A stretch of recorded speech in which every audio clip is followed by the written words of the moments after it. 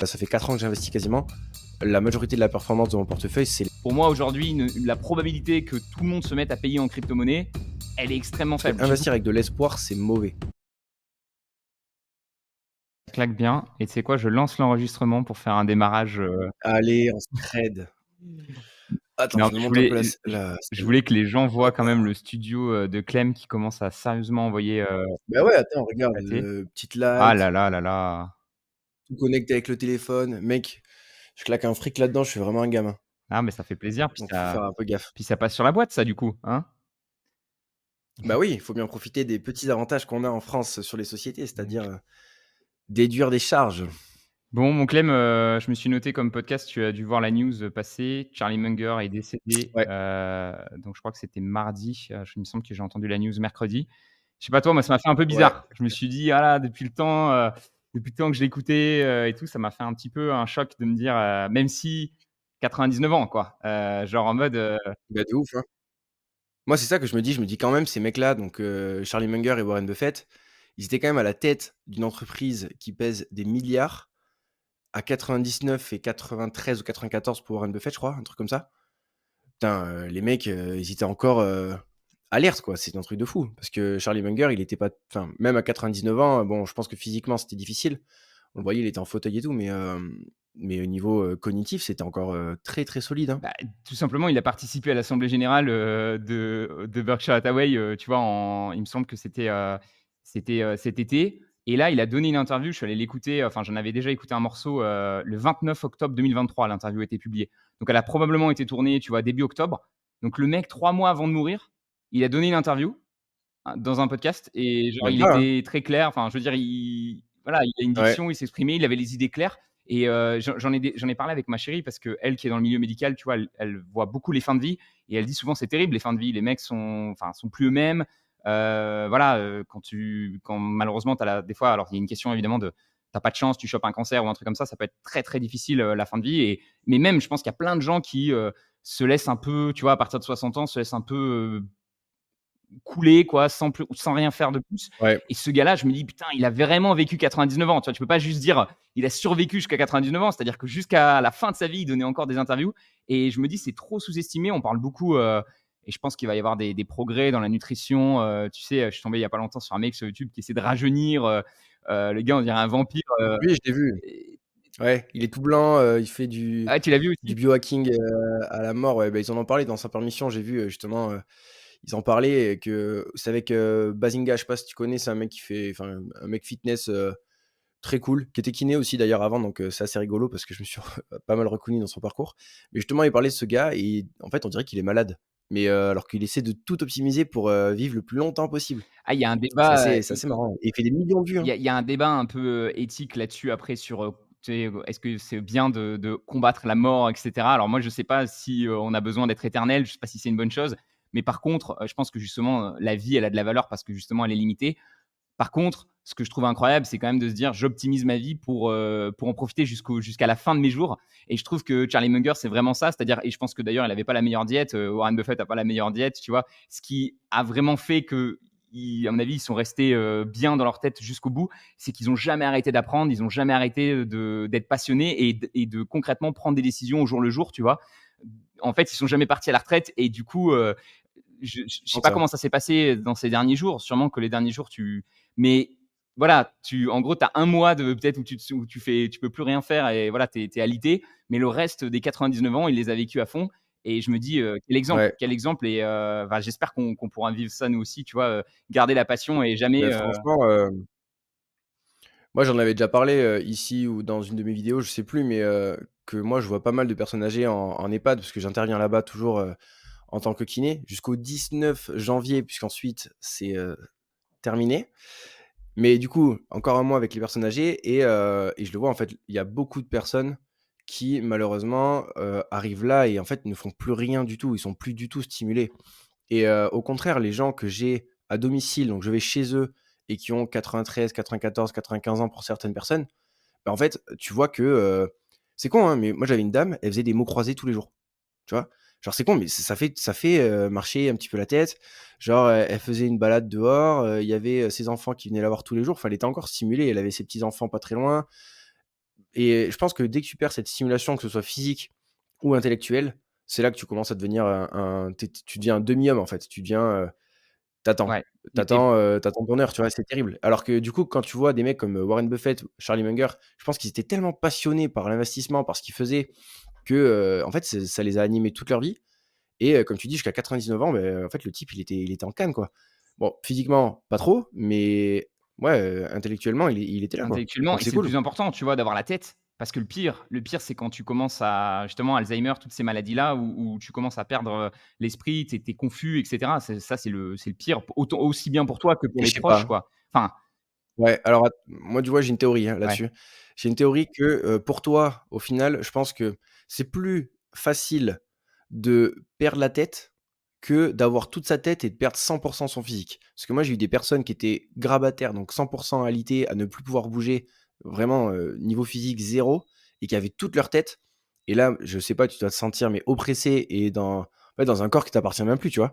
Et je pense que c'est plus difficile que, au final, de perdre la tête parce que perdre la tête, c'est difficile pour la famille parce que forcément, bah, la personne elle est plus là, mais toi, des fois, tu captes pas, quoi. Donc au moins, Ah ouais, alors que moi, tu vois, je sais pas, c'est peut-être mon côté, ouais, en fait, je mais voudrais surtout pas perdre la tête parce que je me dis que ça ferait beaucoup souffrir mes proches et puis surtout que bien sûr, moi personnellement, je me rendrais pas compte, mais je me dis l'impact sur les proches, il est terrible, tu vois, pour quelqu'un qui perd la tête et moi j'ai eu ma mère qui a pas enfin si, elle a eu des vrais problèmes psychologiques à la fin de sa vie et c'est en fait, c'est terrible et je voudrais surtout pas idéalement, je préfère ne plus être là que, ne plus avoir la tête et au contraire, physiquement, j'ai un peu l'impression, mais ça, tu vois, en écoutant des témoignages des fois de tétraplégiques et cetera, il y a des mecs en tétraplégique qui te disent, ils ont un accident, ils sont devenus tétras et ils te disent: «C'est la meilleure chose qui me soit arrivée de ma vie». Donc c'est hardcore de dire ça, mais en gros, le mec ouais, explique qu'en fait, l'accident lui a fait changer complètement sa vision de la vie et que je me dis tant que tu as ton cerveau, en fait, tu peux quand même, voilà, voyager, aller à des endroits, tu vois, et continuer de penser, peut-être en plus avec les technologies, peut-être continuer ouais. je Après, sais pas, tu vois? C'est un grand débat, je pense ouais, mais je pense que c'est là, là-dessus, tu vois, par exemple, par rapport au tétra, je pense qu'il y a un biais, dans le sens où tu vas peut-être voir comme, Théo Curin, je sais pas si tu vois? C'est un mec, qui a été amputé des 4 membres et qui traverse la Manche à la nage, tu vois? Le mec, c'est un athlète de ouf et tu vois ces personnes-là parce qu'elles réussissent, elles vont de l'avant, elles s'en sortent et c'est un peu, les fers de lance des personnes qui ont des handicaps comme ça. Mais moi, pour avoir travaillé beaucoup avec ce genre de personnes, on voit pas toutes les ouais, personnes qui ouais, qui en souffrent énormément et c'est 95 des gens parce que quand tu deviens tétraplégique parce que tétraplégique pour la majorité des personnes, c'est ne plus pouvoir, bouger les bras, les jambes, tu vois? Et en réalité, tu as énormément de choses en plus qui se passent. C'est que tu deviens incontinent, tu as besoin de quelqu'un qui ouais, vient tout le t'aider tout le temps, temps, ouais. tu peux fi être bouché, tu vois? Tu dois faire des enfin, c'est des trucs un peu sales, tu vois? Mais tu dois faire des lavements parce que, ça circule plus. Ton sang, il circule plus parce que tu te mets plus debout, tu as les jambes qui gonflent, enfin, Bon, c'est quand même très, très compliqué c'est et c'est terrible, mais dans dans donc dans dans tous les ouais. cas, je voilà, c'est après ça serait, débattable. Moi, j'ai toujours l'impression de me dire mais, c'est vraiment ça fait vraiment partie des trucs, tant que tu l'as pas vécu, c'est impossible de dire. Moi, je sais que je faisais beaucoup d'acrobatie, tu vois? Et je me souviens d'un pote qui m'avait dit, «S'il y a un mec, face à moi en fauteuil roulant, je ferai pas d'acrobatie parce que j'ai pas envie de faire des trucs que lui, il peut pas faire avec son corps», tu vois? Et il m'avait même dit: «Si moi, un jour, je finis en fauteuil roulant, je me tue», parce que pour lui, toute sa vie, c'était justement le mouvement, c'était, d'être capable de faire ça, tu vois? Mmh. Donc je crois que ça dépend beaucoup de l'attachement que tu as au déplacement physique. C'est toujours bien évidemment de pouvoir se déplacer physiquement. De toute façon, c'est aussi ça qui alimente ton cerveau d'une certaine manière. Mais voilà, je crois que tant qu'on n'a pas vécu un truc comme ça, c'est très difficile à savoir. Mais en tout cas, Charlie Munger, il a vécu, très longtemps et jusqu'à la fin de sa vie, il s'est exprimé, voilà, il a encore donné des interviews, 2 mois avant de mourir. Je trouve ça complètement fou et surtout quand tu compares, comme tu dis en France, voilà un mec qui a, je sais pas, 70 ans, ne serait-ce que, si, il voit un peu encore sa famille et qu'il est président du club d'échecs, tu vois? Qu'il a encore un tout petit peu de responsabilité, on va dire: «Oh là là, c'est vraiment un succès». Et ce mec-là, avec 90, il en avait, ou même presque 100, il avait encore 30 ans de plus et il allait encore à l'assemblée générale devant des milliers, des dizaines, des centaines de milliers de personnes et il parlait de, sa vue, donner sa vision sur l'économie et tout. Donc je me dis: «C'est juste incroyable», tu vois? Ils n'avaient pas accès à toutes les technologies, ils n'avaient pas accès au peut-être, la meilleure nutrition Mmh. et juste parce qu'ils étaient passionnés, qu'ils ont jamais, lâché, tu vois? Et ben, ils ont eu une vie incroyable. Donc moi, gros big up à Charlie Ouais, Munger, sur cette inspiration. Je sais pas ce que tu en penses? de ouf et moi ce qui m'impressionne également beaucoup, c'est qu'en fait, toutes ces personnes-là, surtout à cet âge-là, donc 99 ans, tu te dis qu'ils ont fait, allez 80 de leur carrière dans un contexte où, il y avait pas toute la enfin, toutes les informations auxquelles on a accès très facilement aujourd'hui, tu vois? Les mecs, ils se sont bâtis, ils ont établi des stratégies sur, leurs propres convictions, sur de l'essai-erreur, enfin, sur plein de choses. Alors que nous, c'est con, hein, mais on a quand même très facilement accès à tout ce qu'ils ont fait, toutes leurs erreurs, toutes les livres, les vidéos. Franchement, on a une pelletée de trucs pour s'améliorer. Donc je pense que c'est quand même je sais pas si c'est plus facile ou pas, on verra les résultats dans quelques années, tu vois? C'est difficile de faire des projections, mais je pense qu'on a quand même beaucoup plus de facilité à ne pas faire de grosses boulettes, alors que enfin, quand tu vois Warren Buffett, par exemple, qui a commencé à investir à 11 ans, genre, tu te dis: «Mais enfin, comment c'est possible?» Tu vois? Moi, à 11 ans, j'avais pas ça en tête, pas du tout et en fait, les mecs, c'est impressionnant. Il y avait pas le même accès à l'information. Donc après, c'est débattable parce que justement, Charlie Munger, il dit, «Aujourd'hui, c'est plus dur qu'à mon époque». Tu vois? Lui, il a dit le contraire dans l'épisode justement de podcast. C'est intéressant que tu dises ça. Lui, il dit, «À mon époque, on était les seuls à faire ça et on allait à la» alors certes, c'était plus long, tu vois? Fallait aller à une bibliothèque, aller chercher Ouais. commander les rapports de l'entreprise, recevoir par courrier, les éplucher. Enfin, tu vois? Aujourd'hui, on a des super logiciels qui font tout ça, automatiquement pour nous. Mais du coup, c'est forcément vu que cette information, elle est plus facilement accessible, bah, tu peux plus facilement, tu vois, aller, en profiter versus, des gens qui ont, tu vois, à l'époque, bah, ils étaient peut-être moins nombreux à faire ça et donc il y avait peut-être moins de concurrence sur justement l'analyse de société, quoi. Grave et ouais, c'est sûr. Après, je je sais pas, je pense que c'était vachement différent à l'époque, le fonctionnement, en fait. Parce qu'aujourd'hui, c'est con, hein, mais tu prends un screener, tu as accès à 5 000, 6 000 actions. Tu mets juste, genre, toutes les enfin, tu veux éloigner toutes les actions qui ne font pas de bénéfices et toutes les entreprises qui, ont, une dette trop élevée et qui ont une mauvaise santé financière.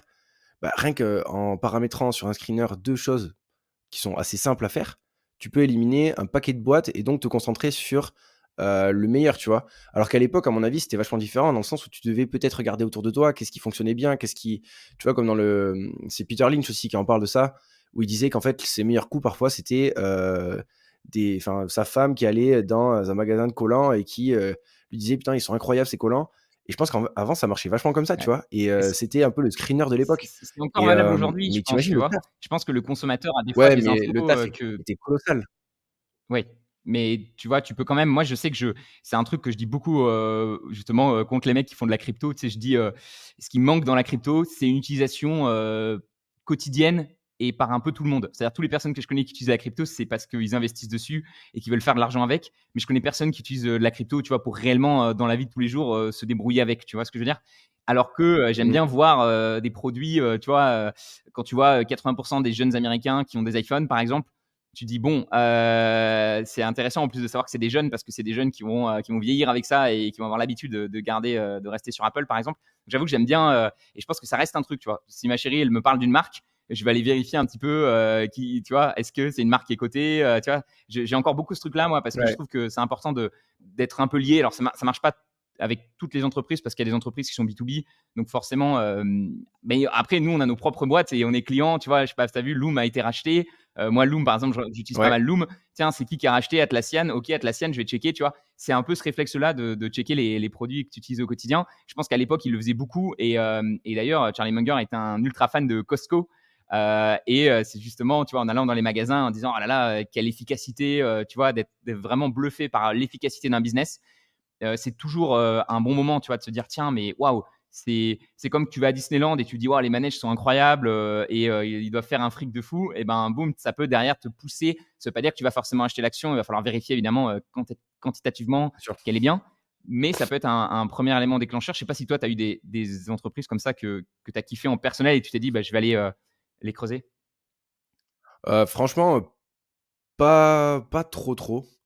Après, enfin, au final, c'est con, mais même en Europe, les entreprises qu'on utilise tous les jours, c'est quand même des entreprises, assez connues.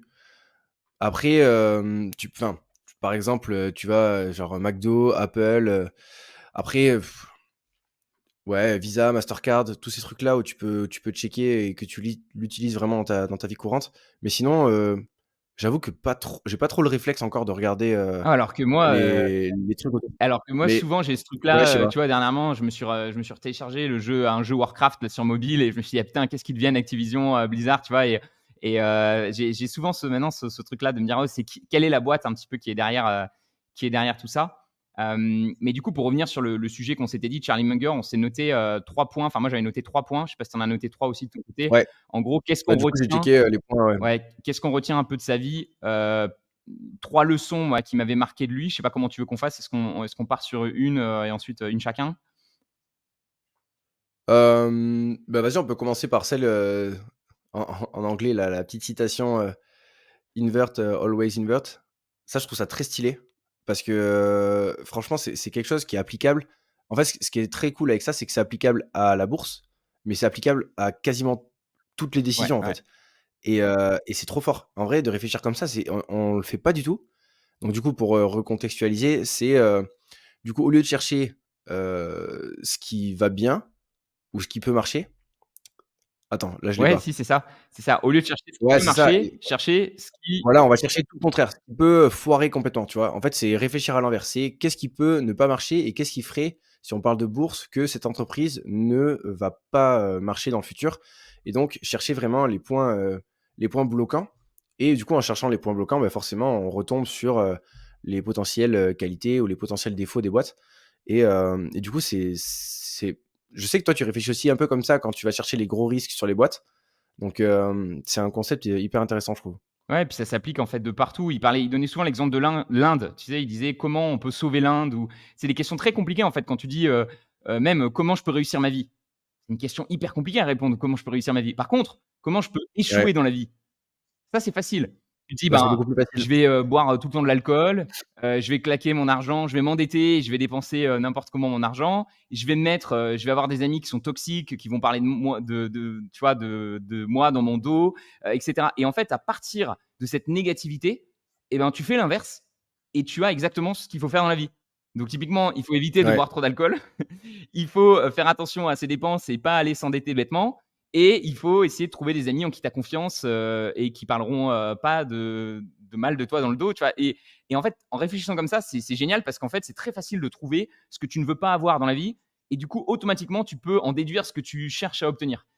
Et c'est exactement pareil avec une entreprise. Tu peux te dire: «Qu'est-ce qui ferait que cette boîte, elle s'écraserait complètement?» Et donc tu dis: «Ah bah ouais, bah s'il se passe ça, là, la boîte, elle pourrait ne plus exister» et donc tu as automatiquement, tu essaies de trouver, l'inconvénient un petit peu, et moi j'ai un système d'inconvénients, j'appelle ça majeur, ouais. mineur ou majeur. C'est-à-dire, j'essaie de trouver des boîtes où justement, je n'arrive pas vraiment à imaginer des scénarios catastrophes ou alors c'est des scénarios catastrophes qui ont très peu de probabilité d'arriver, tu vois? Typiquement, tu parlais de Mastercard et de Visa. Pour moi, aujourd'hui, la probabilité que tout le monde se mette à payer en crypto-monnaie, elle est extrêmement faible. J'ai beaucoup de mal à l'imaginer, tu vois? Et je pense que c'est quelque chose si ça Mmh. arrive, je pense que c'est quelque chose qui se fera très progressivement et que ça ne sera pas du jour au lendemain, boum, sauf exception. Et là, c'est un inconvénient, tu vois, plus important pour moi, c'est si les États se mettent à proposer justement des crypto-dollars ou des crypto-euros, ce qui arrivera peut-être. Mais là aussi, je pense que c'est une évolution qui viendra petit à petit et c'est pas du tout dit que ça ne sera pas utilisé, par exemple, par le réseau de Visa ou Mastercard. Mais en tout cas, excellent, Ouais, excellent conseil. Toujours se dire, plutôt que se dire: «Qu'est-ce qui va bien se passer?» vraiment avoir le truc, se dire: «Non, non, qu'est-ce qui va mal se passer?» Plutôt que se dire: «Qu'est-ce qu'une bonne entreprise?» par exemple, c'est plutôt: «Qu'est-ce qu'une mauvaise entreprise?» Bah, une mauvaise entreprise, elle a plein de dettes. Une mauvaise entreprise, elle a des très mauvais retours sur investissement. Une mauvaise entreprise, elle a pas de clients, personne veut acheter ses produits et tu vois? Et tu inverses et tu cherches au contraire une entreprise qui, c'est ouais, mais applicable ça à tout le permet monde. de mais comme je disais tout à l'heure, c'est con, hein, mais ça permet déjà de filtrer tout ce que tu veux pas et à partir de là, tu vois, moi je me suis vachement, enfin j'ai relu une partie du livre là de Peter Sellern sur les secteurs à éviter et au final, c'est vrai que, quand tu évites déjà, les secteurs, cycliques ou les entreprises qui ont, des grosses dépendances à des matières premières, par exemple le pétrole, tu vois? Le baril, c'est pas eux qui fixent le prix. Donc, en fait, dès que tu sais ce que tu veux éviter, bah, tu te recentres sur ce que tu veux vraiment avoir et c'est beaucoup plus simple, en fait. Même au niveau de la réflexion et tout, tu te prends même plus la tête à aller chercher peut-être que cette boîte-là, en fait, elle va marcher parce que si. En fait, non, genre si elle passe pas le filtre Ouais. et que tu sais que c'est pas passé, bah, tu laisses tomber et tu te recentres sur ce que tu gères vraiment et là où tu es bon en analyse, quoi. Mais c'est bien que tu dises ça parce que je pense qu'en investissement et on l'a vu, il y a eu plein de bulles, spéculatives. Souvent, les gens se disent, tu sais, tu te fais avoir par une histoire. Souvent, quand tu dis aux gens: «Pourquoi tu as acheté cette boîte?» alors que c'est souvent tu vois, un truc qui gagne pas encore d'argent et cetera, mais c'est parce que l'histoire était trop stylée, tu vois? Genre, c'est un peu l'investissement en Ouais, startup, genre tu te dis: «Ah ouais, en fait, ils vont aller» tu vois? C'est trop stylé, c'est le futur, tu vois? Et quand tu fais ce genre d'investissement, je pense que les gens oublient de se poser la question, en fait, qu'est-ce qui pourrait, Tu vois? Tu te poses trop la question, qu'est-ce qui voilà, le futur, Bah, va être comme ça déjà, et tu te poses pas assez la question, qu'est-ce qui pourrait foirer, en fait? Et quand tu as cette approche, bah, tu as une approche beaucoup plus conservatrice, en fait, quand tu réfléchis vraiment aux inconvénients, tu as beaucoup plus tendance à investir dans des boîtes qui sont déjà implantées, qui ont déjà prouvé le succès, plutôt que dans des boîtes qui sont, tu vois, en mode, il y a un coin flip, tu vois, peut-être qu'elles vont arriver à créer un changement, mais il est très probable que, tu vois, qu'elles t'aient vendu une histoire et que l'histoire ne se déroule pas finalement. bah, c'est ça, hein. Je pense que le problème de l'investissement en start-up, c'est que les gens investissent sur, comme tu dis, une belle histoire et des croyances que, tout va absolument marcher tout le temps, tu vois? Donc alors qu'en fait, l'investissement en start-up, faut savoir que, peut-être que tu vas investir dans 20 start-up et ton rendement final va être dû à une seule qui a explosé et en fait les 19 autres se sont crashés, tu vois? Mais bon, si tu as pas la chance d'avoir, sélectionné une boîte qui fonctionne, peut-être que ton investissement, il vaut plus rien à la fin. Mais pourtant, c'était 20 belles histoires au départ, tu vois? C'est peut-être que, juste, ben, en fait, les 20 projets n'étaient pas viables. C'est pas pour autant que c'était des mauvais projets, tu vois? C'est juste que parfois, beh, enfin, il y a des choses qui fonctionnent, des choses qui fonctionnent pas et genre, il peut se passer énormément de choses. Mais ouais, les gens investissent beaucoup avec, en fait, je pense qu'investir avec de l'espoir, c'est mauvais. Genre en mode, ça va C'est marcher. Alors qu'en fait, non, faut reculer et se dire: «Peut-être, bah, ça marche déjà, en fait, donc on va peut-être plutôt se concentrer sur ce qui marche déjà, au lieu d'aller chercher, ouais, le FOMO, l'espoir, qui est souvent contre-productif, je c'est pense». trop marrant que tu dises l'espoir parce que j'ai vu un graphique qui disait que justement quand les boîtes elles sont au tout démarrage, c'est le price to hope ratio au lieu du price to earning, donc hope en anglais espoir, le prix de l'espoir. C'est Ouais, vraiment, je croise les doigts. Allez et en fait c'est ça, c'est bah, qu'en c'est ça, hein, start-up, c'est comme les cryptos, hein. c'est ils appellent ça les long shots, les investisseurs. Tu sais, un long shot, c'est genre, tu essaies de mettre un panier de basket, mais tu vois, mais le panier, il est à 500 mètres, tu vois? Et pour le mettre, il faut qu'il y ait ça, il faut qu'il y ait ça, il faut qu'il y ait ça, il faut qu'il y ait ça, tu vois? Et justement, Charlie Munger disait: «Il vaut mieux, shoot a fish in a barrel». Il y a une expression comme ça en anglais où c'est vraiment, elle est un peu bizarre dit comme ça, mais en gros, essayer d'attraper un poisson qui est dans un tonneau, quoi. C'est-à-dire que tu peux pas le louper, il est tu vois, c'est pas un long Il est shot, là, il c'est bouge c'est pas, ouais. facile à avoir, tu vois? Et c'est un petit peu ça, c'est ce genre d'investissement. Charlie Munger, il était connu pour faire des investissements de manière très concentrée et pour lui, c'était vraiment, il faut que ça te frappe sur la tête, quoi. Il faut que tu te dises: «C'est évident que c'est un bon coup» et qu'il y a pas en fait, il y a pas besoin d'avoir une réflexion, extrêmement poussée et compliquée, ce que font beaucoup des fois de gens en disant: «Voilà, parce qu'en fait X, Y». Non, Costco, c'était en mode: «OK, ils ont plein d'abonnés, leur système, de supermarché cartonne, ils ont un très bon modèle d'approvisionnement, ils proposent des prix pas chers que les gens, voilà, les gens sont fans, let's go», tu vois? Et je pense que ça, c'est très important de se dire aussi, il faut que tu puisses expliquer, tu sais, on en avait parlé, il faut pouvoir expliquer à un enfant de 5 ans la thèse sur une entreprise en 2 minutes. Et si tu es pas Mmh mh. capable d'expliquer en 2 minutes, c'est probablement que la thèse de l'entreprise est trop compliquée, et que peut-être que justement, tu es pas encore assez à l'aise avec cette entreprise-là ou avec son futur développement, quoi. De ouf et d'ailleurs, par rapport à la concentration du portefeuille de Charlie Munger, parce que, du coup, il y avait donc Warren Buffett, Berkshire Hathaway avec tous les investissements de Berkshire Hathaway et Charlie Munger avait son propre portefeuille aussi.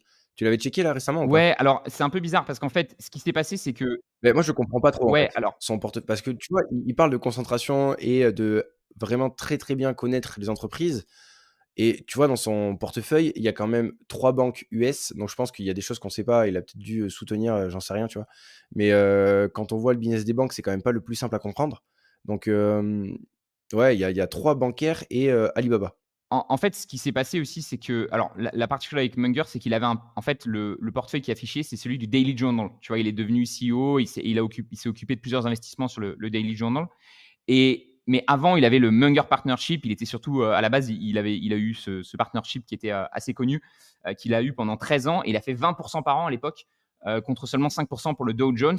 Donc c'était énorme et c'est après justement en 78 qu'il est devenu, vice chairman. Donc il a pris la direction avec Warren Buffett. Enfin, il est devenu, co-associé finalement de Warren Buffett sur Berkshire Hathaway et il a eu une grosse influence en fait dans les investissements qu'a fait Buffett parce que c'est finalement lui, notamment, qui l'a poussé à faire un des meilleurs investissements de Berkshire Hathaway, qui était, tu sais, See's Candy, qui vendait des chocolats. Et c'est vraiment Buffett, tu vois, il était à l'époque très justement en disant je veux pas investir là-dedans parce que il y a pas, c'est un peu trop cher, tu vois, genre il était à l'époque Ouais, c'est pas assez value. très Benjamin Graham en disant je veux pas payer plus de X de PER, sinon c'est mort. Et c'est vraiment Munger qui lui a dit mais non, mais regarde, le business est magnifique et tu vas faire une erreur si tu l'achètes pas. Et finalement, Berkshire Hathaway il l'a acheté et c'est un des meilleurs investissements. Je veux dire, j'aurais pas les chiffres en tête comme ça, mais on parle de aujourd'hui, ça rapporte 20 fois ou 40 fois chaque année le prix qu'il a payé à l'époque, tu vois. Et donc c'est juste dingue. Et c'était un business très, très simple en fait. C'est des chocolats, tu vois, et très reproductible, tu vois. Et souvent, tu trouves ça dans des boîtes. Souvent, les boîtes qui marchent le mieux, elles sont assez simples en fait dans le business. C'est pas forcément une exécution très compliquée. Et du coup, il a eu un peu cette influence sur Warren Buffett de se dire, OK, on va chercher la quality first, tu vois. On va aller chercher des Ouais, entreprises qui ont une meilleure qualité, un peu à la Phil Fisher. À l'époque, c'était aussi un des investisseurs comme ça qui avait une vision vraiment plus croissance. Il a eu une énorme influence là-dessus sur Buffett. Et je pense qu'il faut vraiment lui reconnaître ça parce que c'est lui qui lui a dit en fait, c'est OK que tu achètes moins d'actions, mais de meilleure qualité si tu sais vraiment ce que tu achètes et que tu sais que c'est des boîtes qui vont être très difficilement concurrençables et remplaçables, quoi. ouais. Après là, je pense qu'on est tous les 2 d'accord avec, du coup, la stratégie quality. Pour moi, enfin, quand tu achètes une action, pour moi, tu dois chercher la qualité avant tout, avant le prix. Mais il y a quand même d'autres visions et d'autres personnes qui vont te dire que, la stratégie value est potentiellement la meilleure et la plus efficace, comme par exemple, William Higgins là qui était, passé un petit peu partout sur, la stratégie small cap value où il fait également une bonne performance, tu vois? Mais, c'est vrai quand tu dézoomes un peu, c'est la value, ça revient un peu à investir sur, l'espoir, également, tu vois? Où tu te dis: «Bon, cette boîte-là, elle est décotée sûrement parce qu'il y a une bonne raison quand même», parce que la plupart du temps, les boîtes se cassent pas la gueule, du jour au lendemain sans raison. C'est qu'il y a potentiellement eu des phases un peu difficiles. Donc tu te places des fois sur une reprise d'entreprise, ce genre de choses. Donc tu as peut-être, également plus un investissement, en mode espoir et il faut que ça remonte pour avoir la performance que j'ai envie d'avoir. Alors que la stratégie quality, bah, tu es plus sur des faits actuels, c'est plus enfin, je sais pas, c'est plus «palpable» entre guillemets où, en mode le business il tourne, ça tourne bien, ça tourne de mieux en mieux chaque année et je trouve ça presque moins compliqué et moins biaisé d'aller chercher des boîtes très quali plutôt que, d'aller chercher des valorisations où tu rajoutes une variable qui est en fait difficilement contrôlable aussi. Parce que le prix, c'est certes, très important en bourse, mais il y a tellement de facteurs, c'est tellement multifactoriel avec la psychologie, avec les résultats et cetera qu'au final, c'est peut-être le truc le plus difficile à, à trouver, tu vois, le juste prix. C'est marrant que tu dis ça parce que justement, je suis en train de lire un des bouquins qui avait été conseillé du coup par, le manager dont tu parles. Et justement, c'est intéressant parce que c'est un bouquin qui a été écrit, je crois, à peu près à la fin, de 2010, tu vois? Un truc comme ça. Et il dit, lui, il est vraiment il ne jure que pour la value. Et il dit, que la value a vraiment surperformé le growth entre 90 et 2010. Et donc, je pense que ça dépend beaucoup des périodes. Depuis les années 2010, depuis la crise de 2008, on sait que c'est plutôt la quality qui a vraiment surperformé et la value a plutôt baissé. Si tu remontes plus tard dans l'histoire, bah, c'est le contraire parce que ce qu'on appelait le growth, il y a eu quand même une énorme bulle spéculative sur évidemment toutes les entreprises tech dans les années 2000. Et en 2008, il y a eu de nouveau une crise financière qui a touché beaucoup de boîtes. Et donc, pourquoi ne pas faire les deux, tu vois? Moi, je me dis, est-ce qu'il y aurait pas, et d'ailleurs, il me semble que c'était ce que disait William Higgins, il suivait beaucoup aussi le retour sur capital employé, qui est une des métriques les plus importantes pour la qualité. Donc, si tu cherches des entreprises qui se valorisent pas très cher et qui ont un bon retour sur capital employé, là, tu as peut-être un combo intéressant et c'est peut-être ça qui te permet d'avoir un peu Grave. le beurre et l'argent du beurre. Après, ça peut être compliqué parce que Difficile à trouver. souvent, tu vas tomber sur des boîtes beaucoup moins connues, il va y en avoir beaucoup moins, tu sais pas forcément ce qu'elles font, donc il va falloir être capable de l'analyser aussi. Pas forcément des large caps, ça va peut-être être des micro caps, des boîtes très Mmh mh. petites, donc après il y a d'autres risques. Et puis, je crois que de manière générale, moi, je me méfie toujours de la value parce que je me dis en effet, on dit c'est cher pour une raison et des fois c'est pas cher pour une raison. Donc je pense qu'il faut, quand tu fais de la quality comme nous, il faut aussi se rendre compte quand c'est trop cher. En ce moment, tu sais, dans la méthode Trident, il y a plus qu'une seule action qui est qualifiée et qu'on achète. Donc Ouais. toutes les autres, on a considéré qu'aujourd'hui, c'est des superbes boîtes, mais elles sont trop chères. Donc on est capable aussi d'attendre un prix qui soit correct. Mais, et je pense que c'est tout le truc de Munger. Munger disait pas il faut acheter les boîtes techno qui valent qui sont à des PER de 200 ou il faut acheter du Bitcoin ou je sais pas quoi. Non, il disait juste il faut être prêt à payer plus cher pour obtenir plus de qualité. Mais du coup, c'est toujours un rapport entre je paye plus cher, mais est-ce que j'obtiens vraiment de la qualité, et être capable de Ouais. réaliser aussi quand vraiment, même si c'est une entreprise de qualité, quand elle se vend vraiment trop cher. Bon, bah à ce moment-là, il va falloir être patient et attendre, tu vois, je pense. Mais, ça, c'est une notion hyper intéressante parce qu'on revient un peu sur, la notion de market timing où, en fait, enfin, il y a market timing et market timing, tu vois? Il y a market timing où, j'essaie de choper le point bas pour vendre plus haut et ça, on sait que c'est très compliqué, avec le trading et cetera et cetera et le market timing entre guillemets où, tu sais que tu as une boîte de qualité, tu sais que tu l'as analysé, que c'est un bête de business model et que, bah, la boîte, tu la veux dans ton portefeuille ou tu l'as déjà. Mais comme tu dis, il y a parfois des périodes où, bah, c'est trop cher et ça peut être trop cher soit sur une boîte, soit sur un secteur complet et c'est aussi là que c'est difficile, je pense, d'avoir uniquement, tu vois, dans la méthode Trident, l'objectif, c'est d'avoir 10 boîtes de très, très bonne qualité.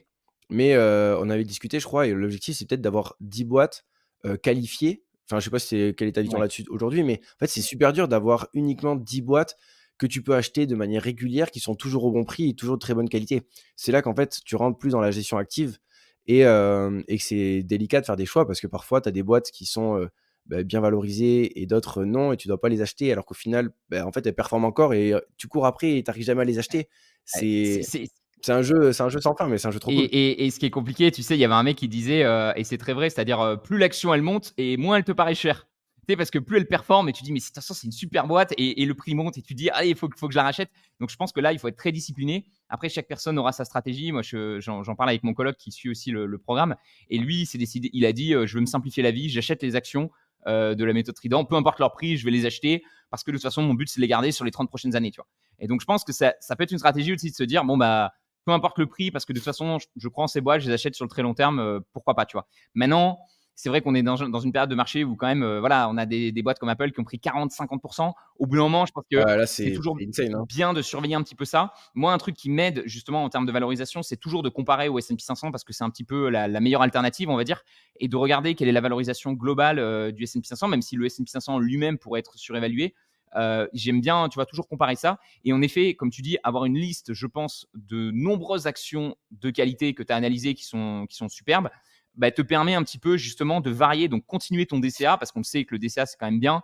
On n'a pas tous le tempérament. Après, il y aurait des stratégies, tu vois, et Charlie Munger et Warren Buffett sont beaucoup comme ça. C'est-à-dire que c'était des gars qui avaient tendance à aussi attendre un moment et ensuite investir comme des oufs sur une action, tu vois, et pas Ouais. forcément faire du DCA. Maintenant, je pense que pour la majorité d'entre nous, c'est beaucoup plus simple, tu vois, de juste renforcer de temps en temps.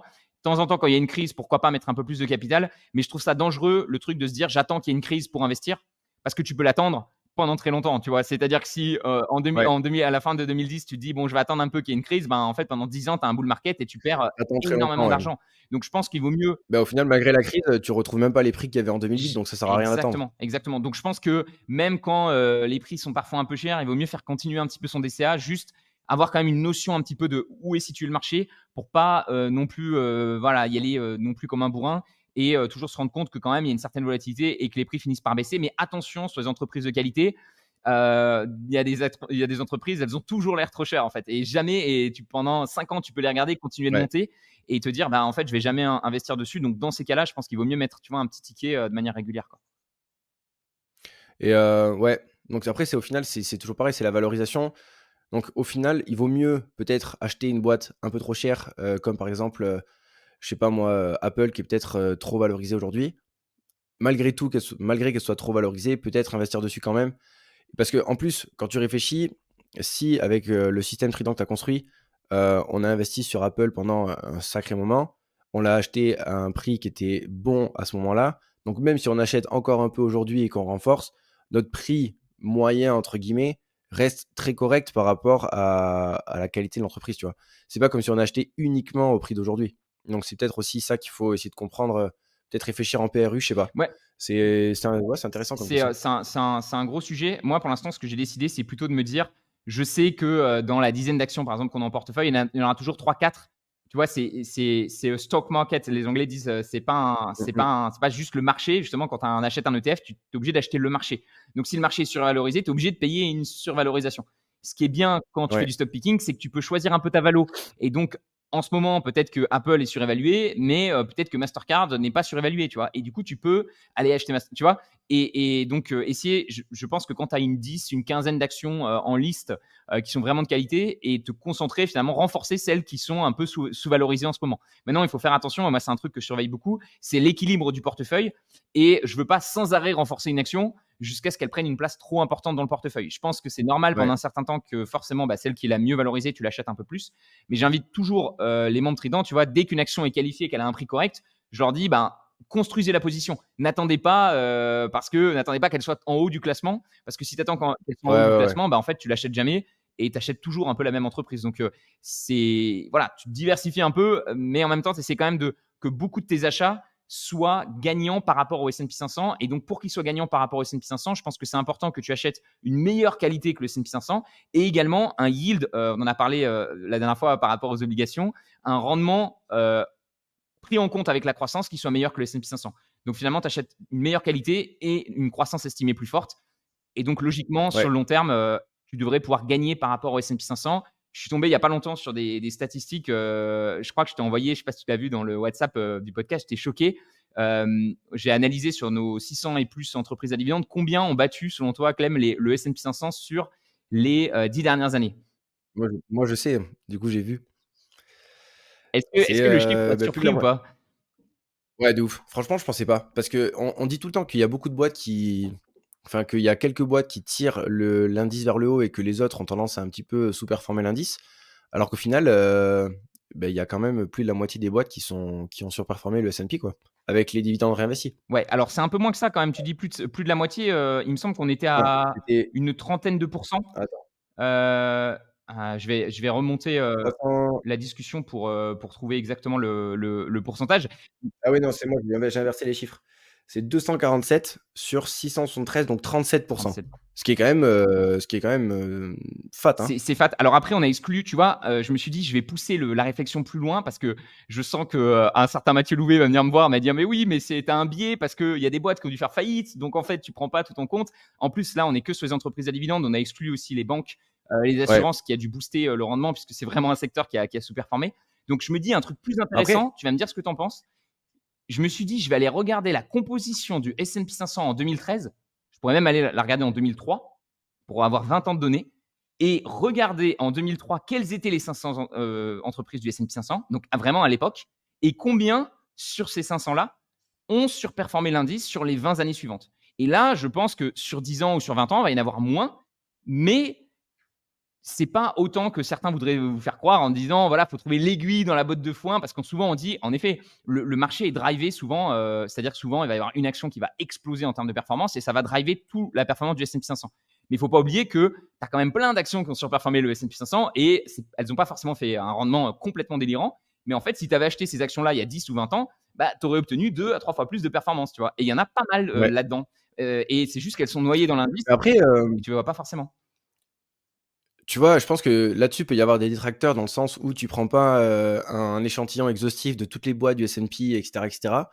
Mais de l'autre côté, la stratégie qu'on met en place, la stratégie quality et cetera, elle est aussi là pour une bonne raison, tu vois? C'est qu'on pense et on est persuadé que, s'appuyer sur des boîtes de quality, les boîtes quality vont, permettre d'avoir une meilleure performance. Donc au final, si tu arrives à une conclusion que ces boîtes-là ont une meilleure perf que le S&P 500, c'est parce que tu as bien fait ton travail de sélection avant ou tu as viré en fait, les banques qui ont un business model trop compliqué et qui ça marche pas bien. Tu as viré peut-être les entreprises qui n'ont pas les dividendes et qui du coup, sont moins bien gérées et font un petit peu de la merde, parfois, pas toutes, mais certaines. Tu as viré peut-être, enfin bref, et cetera et cetera et c'est qu'au final, si tu arrives à avoir un pourcentage de boîtes qui battent le S&P 500 supérieur à l'échantillon normal, c'est que ta sélection, déjà ton filtre de base, il est bon, tu vois? Ouais. Donc en soi, oui, c'est pas exhaustif, mais c'est que tu te trompes En pas. fait, l'argument et tu vois, il est un peu fallacieux, je m'en étais jamais rendu compte, c'est que beaucoup de gars en ETF, ils vont dire, 80 de la performance de l'ETF vient de seulement 3 des actions et donc il aurait fallu que vous trouviez ces 3 d'actions pour battre le marché, tu vois? Mais en fait, cet argument est fallacieux à nouveau parce que là, dans l'étude que j'ai menée, en fait, non, c'est pas 3 c'est 30. C'est-à-dire que toutes ces boîtes-là que tu aurais pu acheter, ces 30 là, tu aurais pu surperformer le marché. Et je pense que ces 30 là, et c'est là que ça va être intéressant de faire un backtest et d'étudier, je pense qu'elles avaient des caractéristiques qui auraient pu te permettre de deviner qu'elles étaient mieux positionnées que d'autres. Donc c'est là toute la question. Est-ce que tu peux trouver ces 30 Mais trouver les 30 de boîtes qui peuvent surperformer le marché, tu te dis j'ai quand même beaucoup plus de chance, j'ai 30 de chance et tu peux évidemment améliorer en regardant certaines données fondamentales, évidemment, en menant une analyse poussée. C'est quand même, ça me semble beaucoup plus abordable que 3%. 3%, tu dis, Waouh, ça va être dur. 30%, c'est Ouais. pas pareil, tu vois, je trouve. Et je pense que c'est important Non, c'est assez de élevé, le hein. souligner quand même. Après ouais, Je sais pas, moi, tu vois, enfin, du coup, avec tout le travail que je suis en train de faire sur, le programme SPAC là et justement, le nouveau portefeuille que, ben, du coup, qui suit ma stratégie avec une partie en ETF et une partie en action quality, beh, au final, je me rends compte que les ETF, ils sont c'est en fait, c'est pas avec les ETF que je vais chercher à extraire, le plus de performance. Les ETF, ils vont plutôt venir combler les lacunes de mes propres défaillances, en fait.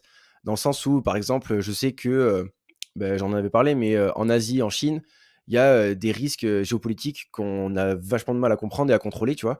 Donc, je vais pas forcément avoir envie d'aller m'exposer sur une action, et prendre un risque spécifique dans cette zone-là, donc peut-être qu'un ETF est plus adapté. Pareil, tu vois, il y a une stratégie, la stratégie Momentum qui, surperforme sur le world depuis, de nombreuses années également. Mais, c'est une stratégie qui est compliquée à mettre en place avec, du timing et cetera. Donc il y a des ETF qui le font plutôt bien, des petits ETF qui surperforment. Donc peut-être qu'aller diversifier légèrement, la stratégie en prenant un ETF comme ça peut être bien aussi, tu vois? Et je pense que c'est plus ça la vision que j'ai aujourd'hui des ETF, c'est ça va venir, complémenter les lacunes que j'ai pour obtenir la diversification dont moi j'ai envie d'avoir pour, ma propre sécurité, tu vois? Et mais pas forcément pour aller chercher la performance parce que de toute façon on le voit là, ça fait 4 ans que j'investis quasiment. La majorité de la performance de mon portefeuille, c'est les actions et c'est pas les ETF. Les ETF par contre ont moins de volatilité et permettent de compenser un peu tout En ça. fait, c'est exactement ça. C'est-à-dire que l'action, tu vas pouvoir avoir, une meilleure performance, mais l'ETF, en fait, la force de l'ETF, c'est qu'il est constant. C'est-à-dire que les Mmh. actions, tu vas pouvoir faire plus 40 ou moins 40. L'ETF, tu sais que tu vas faire 10 par exemple, tu vois?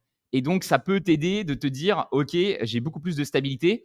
Après, tu vois, tu parlais de la Chine et cetera ou des pays asiatiques. Tu peux aussi te dire, Munger disait beaucoup, il avait un portefeuille assez concentré, il disait toujours, «Know what you own», quoi, tu vois? C'est ce que tu possèdes et comprends ce que tu possèdes en fait.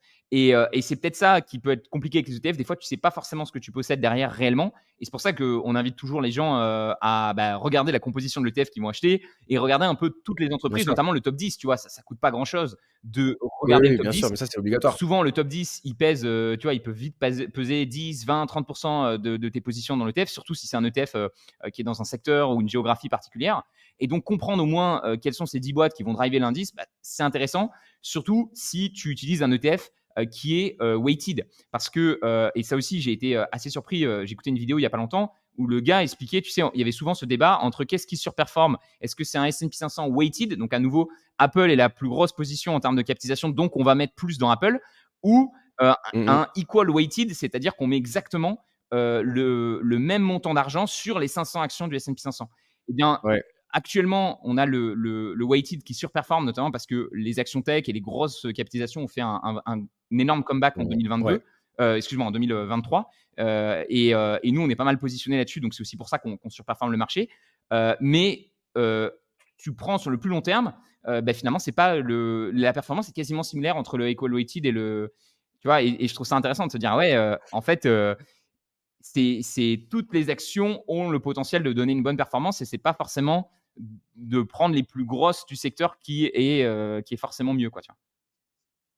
Bah, après c'est pour ça aussi que les mecs comme, Joe, Boursogram là qui investit en small cap, c'est aussi une stratégie qui est viable, hein, parce que parfois enfin, tu vois? Et là, j'en avais parlé avec lui, mais il a une boîte, il a une boîte qui a été rachetée. Je pourrais pas te dire laquelle, mais en fait, il a fait 80 en 2 ans sur cette boîte. Donc après, c'est une entreprise extraite d'un contexte entier, donc je sais pas toutes les performances et cetera, mais bon, c'est sûr que, c'est pas forcément en achetant uniquement les mastodontes que, tu vas extraire la meilleure performance. Mais ouais, je pense que de toute façon, c'est le ça sera toujours difficile de faire uniquement des bons choix. Donc le but, c'est de filtrer et d'essayer de prendre le moins on en revient un peu à ce que disait Charlie Munger, c'est de prendre le moins de mauvaises décisions possibles. Donc réfléchir à l'envers, tu vois? Déjà, si tu fais, si tu fais un 9 sur 10, c'est excellent. Si tu fais un 8 sur 10, c'est très, très bon, mais il y aura toujours une petite marge Mais d'erreur. en fait, il disait, et je sais pas, c'est super que tu rebondisses là-dessus. Ouais, Munger, il disait en fait: «Don't be stupid». Genre juste, ne sois pas stupide Ouais, et mais de tu seras ouf. plus intelligent que 90 des gens. Parce qu'en fait, si tu évites, il y a des gens, c'est souvent ça en bourse, tu as des gens très intelligents, mais qui vont faire des erreurs bêtes. Tu vois, genre investir dans une boîte, qui gagne pas d'argent, ou tu vois, partir dans une bulle spéculative ou un, tu vois? Et en fait, il dit juste, si dans ta vie d'investisseur, tu évites, ces erreurs stupides, tu restes discipliné. Alors par contre, la difficulté, c'est que faut être discipliné et ça prend du temps.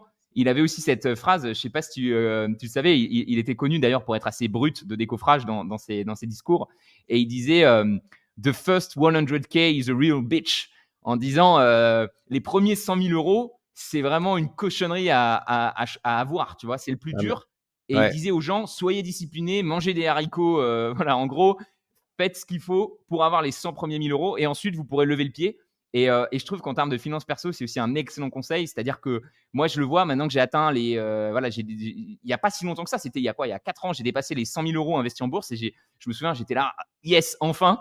J'ai pensé à Munger et je me suis dit, ça y est, je les ai atteints. Et aujourd'hui, tu vois, on est quoi? 3 ans plus tard, je suis à 700 000 et je me dis, waouh, en fait, oui, il avait raison. C'est-à-dire que on dit souvent, c'est le premier million, tu sais, c'est souvent voilà, même les premiers 1 000 €. Je pense d'ailleurs faire tu sais, il y a des diplômes dans la méthode Trident, Trident 3, je pensais faire un diplôme, tu me diras ce que tu en penses, à 10 000, à 100 000 et à 1 million.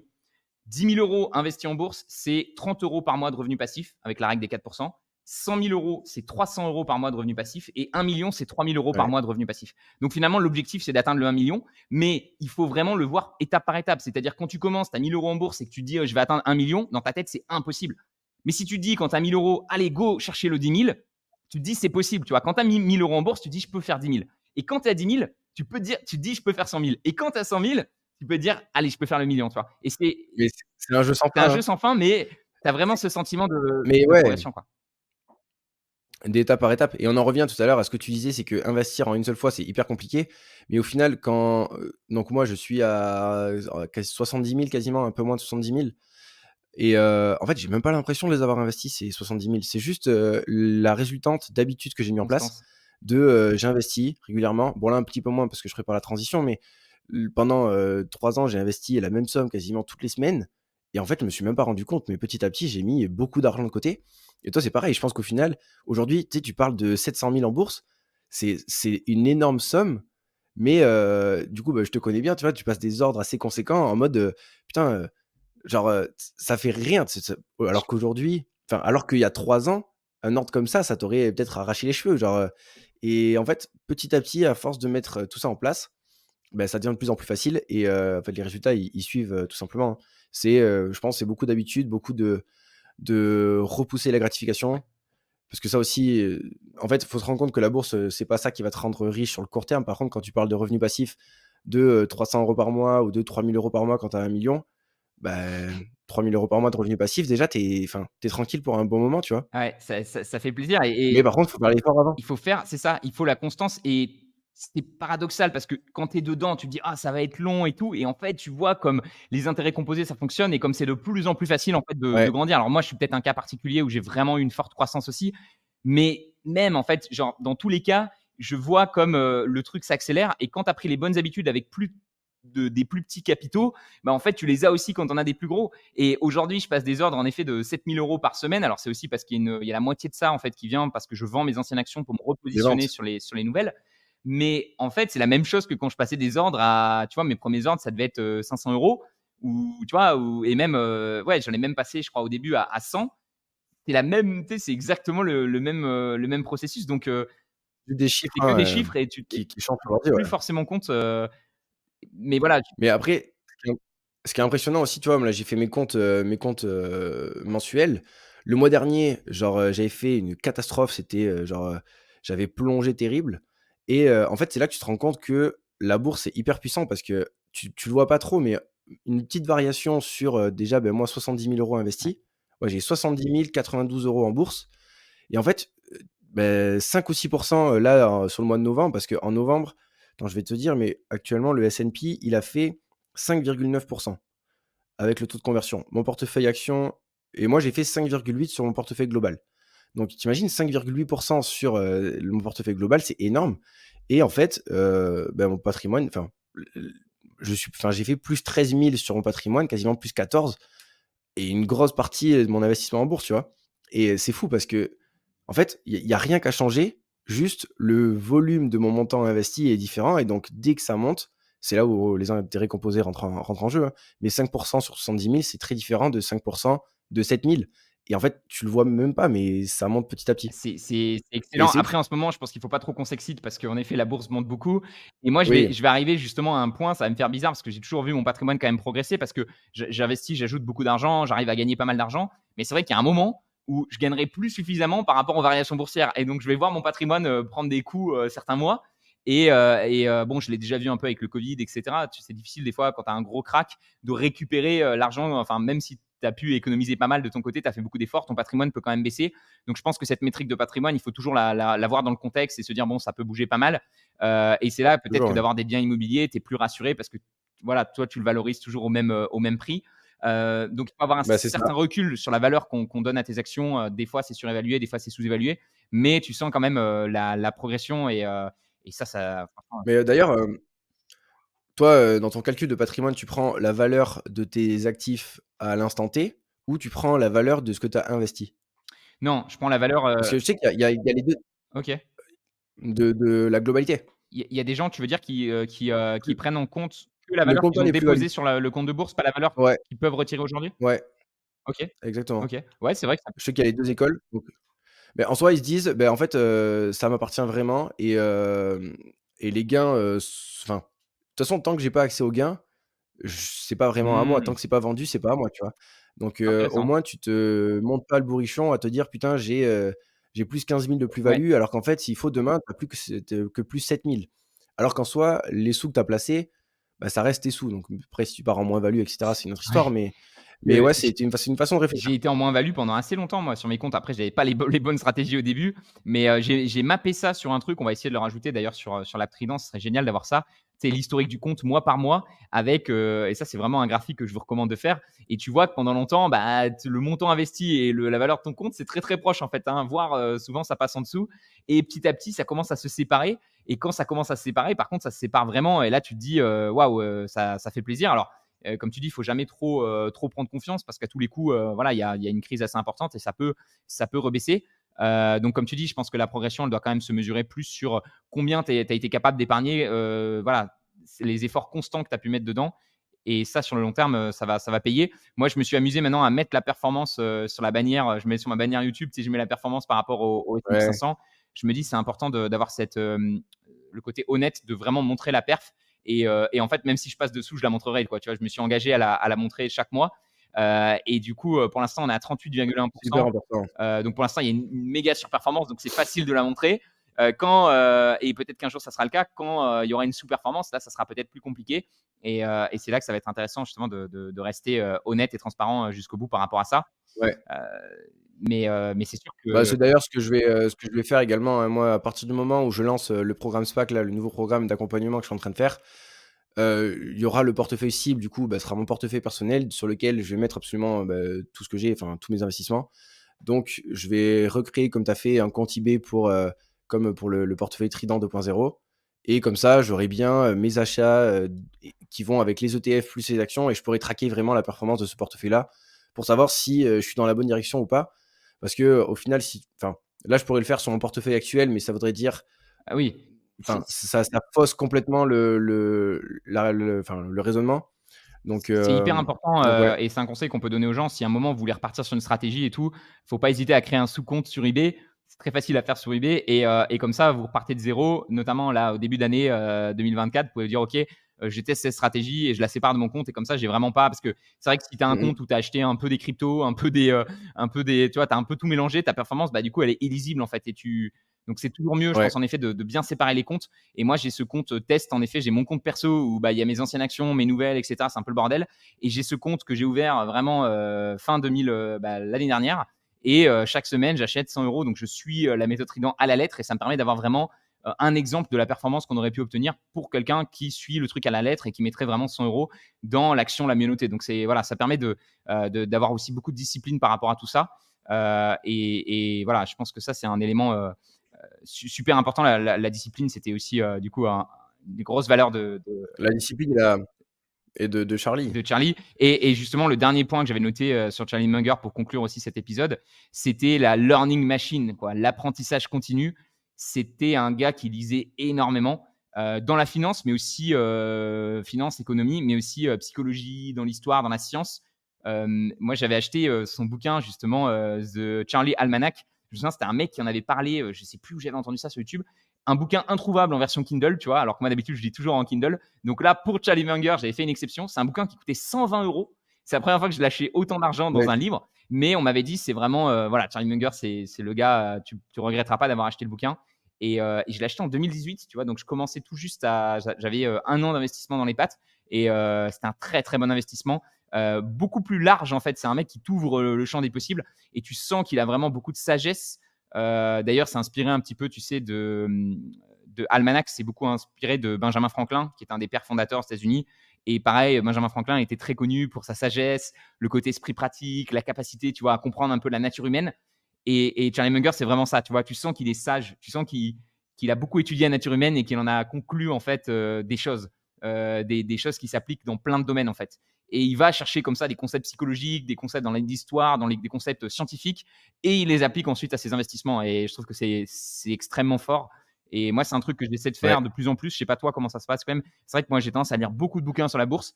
Et au bout d'un moment, je me dis peut-être que je tourne un peu en rond et que je devrais aller m'ouvrir aussi à J'essaie d'alterner moi. d'autres sujets, quoi. Ouais, mais c'est dur après parce que enfin, en fait, ça c'est tellement, prenant et ça nous prend tellement de temps aussi que parfois, s'instruire vraiment parce que pour moi, il y a s'instruire et s'instruire, tu vois? Il y a, gratter la surface et genre, OK, c'est sympa et je comprends un petit peu le concept et je m'arrête là et je vais vraiment apprendre un truc, tu vois? Et je pense que quand tu vas vraiment apprendre un truc, beh, il faut y passer des heures et des heures. C'est, tu peux pas enfin, c'est après tu fais du 80-20, tu vois?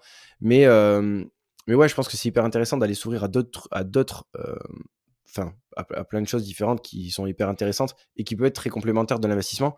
Mais voilà, pas que pour gratter la Ouais. surface, tu vois? Moi, je sais que je préfère lire un livre par mois tranquille et essayer de l'appliquer et de bien comprendre et de prendre le temps Mmh et tout mh. ça.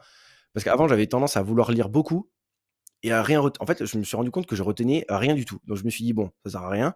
Donc tu arrêtes un peu, tu prends un livre, tu prends le temps qu'il faut, tu appliques, tu comprends et peu importe le sujet, tu vois? Mais je trouve ça mieux que de faire de la boulimie, d'informations. Je pense que tu as raison, mais alors, je suis un peu partagé là-dessus. Alors moi, je trouve qu'un 20-80, alors déjà, j'ai 2 stratégies, je pense, qui peuvent aider peut-être certaines personnes qui, souhaitent se former aussi beaucoup en lisant des livres. Déjà, sur Amazon aujourd'hui, tu as des avis, donc tu peux vraiment te faire en sorte d'acheter des bouquins qui sont déjà très reconnus. Parce que le pire, notamment quand tu as Mmh une mh. stratégie comme la tienne, qui est vraiment de prendre un bouquin par mois et de se plonger dedans, imagine tu tombes sur un livre un peu pourri, tu vois? Mais pas Ouais. suffisamment pourri pour que tu l'arrêtes, tu vois? Genre pourri où tu es un peu en mode, tu continues, et là, tu peux te Faut que tu dégoûter. tombes dans le Non seulement tu perds du temps, mais tu ouais, te de ouf. dégoûtes de la lecture. Et donc je pense qu'il faut être capable, déjà, une règle très importante, il faut être capable d'abandonner un livre, tu vois? Si vraiment, à un moment, c'est Ça, j'arrive pas. peu importe le nombre de gens, Ça, c'est ouais, ouf. mais ça, c'est ton Mec, côté j'ai trop un biais scolaire. Il d'engagement, faut c'est violent. Ah ouais, mais c'est violent. Moi, je démarre enfin, c'est terrible, mais je démarre un truc, tant que je l'ai pas fini, ça a beau être de la merde en boîte, je le finis. C'est sûr alors, et j'y dérogerai pas, tu vois? J'arrive pas à Le arrêter. le truc, c'est que moi aussi, j'ai du Je mal me dis: avec «S'il ça faut parce y que avoir quelque je suis chose à très faire». perfectionniste, et je pense que parfois c'est cool parce que des fois, le livre est un peu dur et tu rentres dedans et après ça devient intéressant, tu vois? Donc des fois, ça vaut le coup. Mais maintenant, j'ai vraiment ce truc-là de me dire: «Non, Roman, tu as lu des bouquins qui t'ont juste, genre tu les as dévorés tellement c'était intéressant et tu as adoré, et il faut aller chercher plus de bouquins comme ça, quoi», tu vois? Et vraiment, si en fait, je vais me dire: «OK, là, c'est la première soirée où je trouve le bouquin long. Deuxième soirée où je trouve le bouquin long. Si c'est la troisième soirée où je trouve le bouquin long, c'est bon, ciao», tu vois? Et je pense qu'il faut Ouais. être capable de faire ça parce que des bouquins, il y en a plein.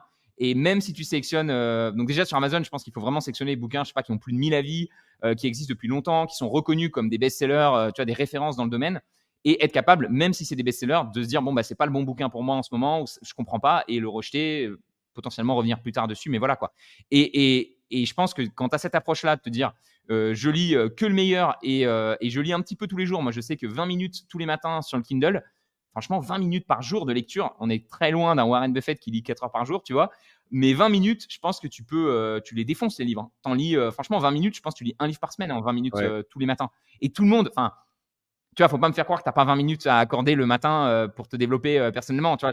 Ouais, le matin, après ça dépend, tu vois? Moi, je suis pas trop un lève tôt, mais il y a beaucoup de choses qui vont changer quand je vais arrêter aussi, de bosser au cabinet. Tout mon emploi du temps, il va complètement bouger.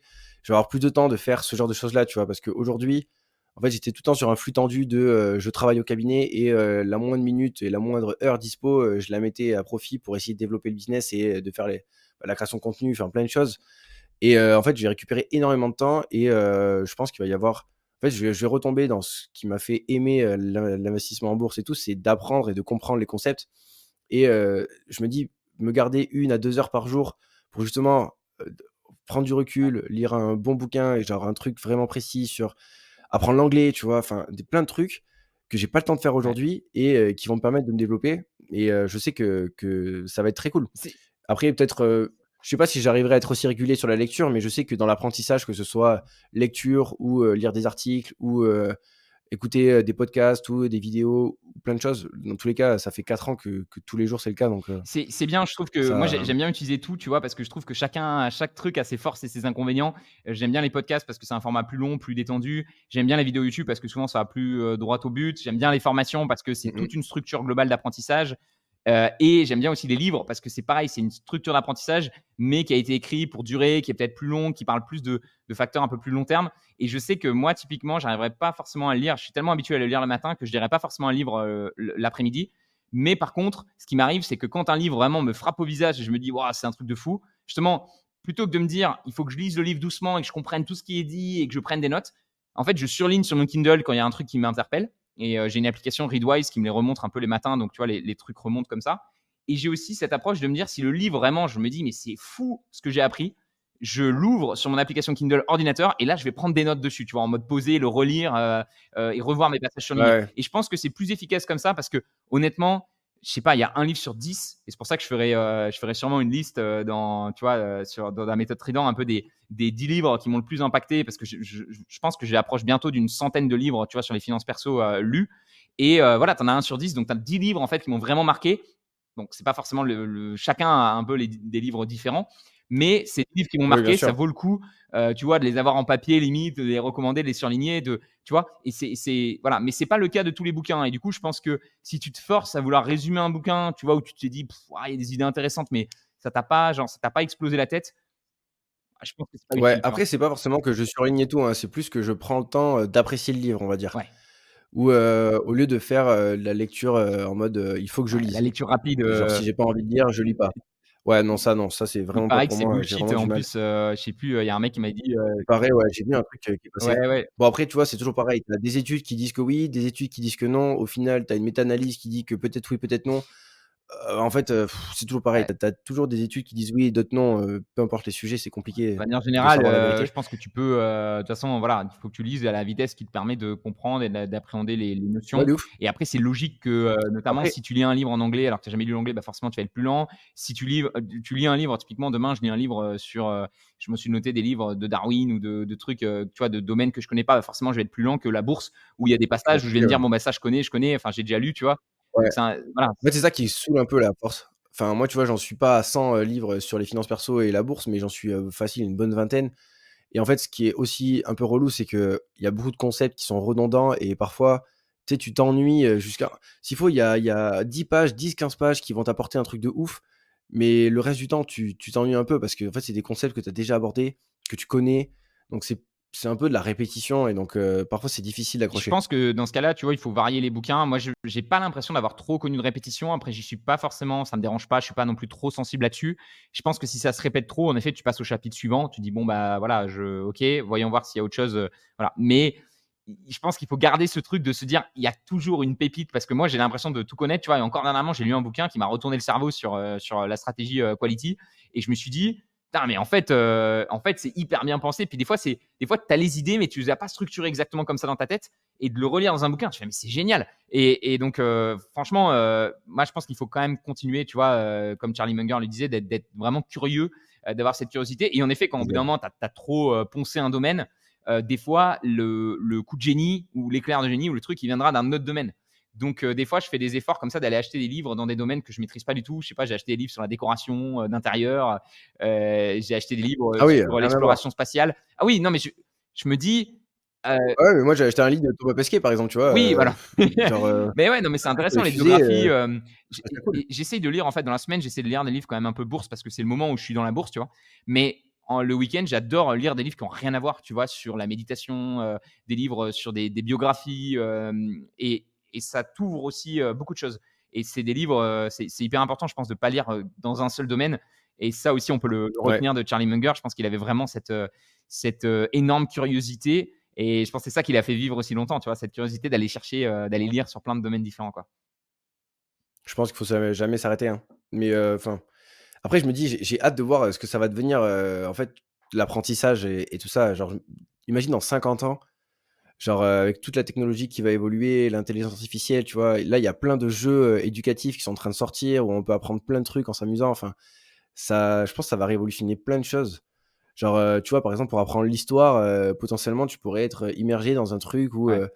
où, en fait, tu revis les scènes et tout. Enfin, je me dis, il y a pas trop de limites, ça peut être, mais oui, en soi, il faut toujours c'est à partir du moment où tu perds cette curiosité que tu enfin, que tu commences à sombrer un petit peu, mais ouais, j'ai hâte de En voir. fait, ce que tu dis, moi, je vois l'avantage et l'inconvénient. C'est-à-dire, comme tu dis, ça doit être fou la réalité virtuelle, notamment, pour ça, tu vois? C'est-à-dire, au lieu de voir des ruines, tu vois, directement, ce que Ouais, c'était à par exemple, l'époque et cetera. le musée, ce genre de choses. Après, j'ai peur que c'est tellement didactique, tu sais, c'est tellement gamifié que tu sois plus capable de te poser avec un bouquin. Parce qu'un livre, c'est pour ça que de moins en moins de gens lisent, c'est qu'il faut quand même avoir ce courage de dire: «Allez, je me pose, je le lis» et sauf que c'est ça aussi Ouais, la force de l'apprentissage, c'est que vu que tu es pas sans arrêt, enfin, tu vois, ça clignote pas partout, tu as le temps de te poser, de rester avec tes pensées, de réfléchir à ce que tu es en train de lire, tu vois?